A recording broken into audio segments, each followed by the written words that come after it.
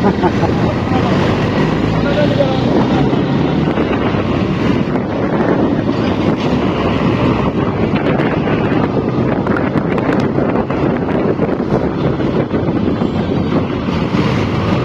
বড় ভাই কি অবস্থা?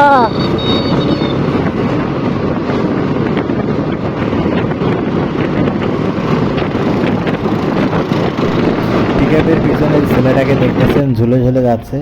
এই ছেলেটা আসলে এখানে মানে ইচ্ছা করে ঝুলে ঝুলে যাচ্ছে না। এর কারণ হচ্ছে এই যে পিকআপের ভিতরে কিছু এসএসের মাল ছিল, সেগুলো হচ্ছে চুরি করার জন্য বা সেই মালগুলোকে নেওয়ার জন্য হচ্ছে দড়ি দিয়ে বাঁধা ছিল। সেই দড়ির বাঁধনগুলো খুলতেছিল, যদি সে খুলতে পারতো তাহলে হচ্ছে সেই মালগুলো নিত, কিন্তু সে খুলতে পারে নাই। আর শেষ পর্যন্ত যখন আমি বলে দেই পিকআপওয়ালাকে, সে তখন নেমে পালিয়ে যায়।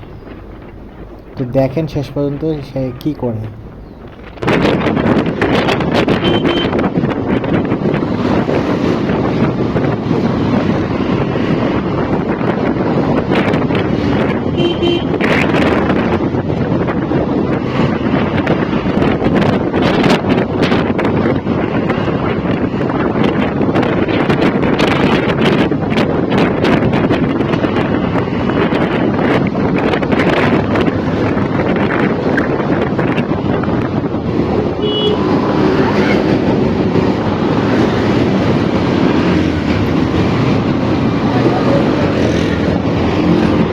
হ্যাঁ ভাইয়া,